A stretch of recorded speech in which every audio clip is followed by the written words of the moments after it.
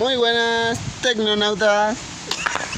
Hoy vamos a estar arreglando un iPhone X, como ven, iPhone original, claro. Los materiales que vamos a necesitar es una verga de tamaño normal, que digamos, un ladrillo tamaño chico. Yo la conseguí grande, le rompí la boca a la señora para que me dé chico, pero no digo, bueno, está en el hospital, le cabe destacar. Primero colocaremos el celular en el piso con la tijera, un corte comercial. Después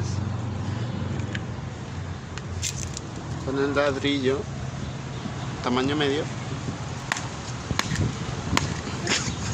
Y así cerramos todo. Gracias por el nuevo tutorial. De nada.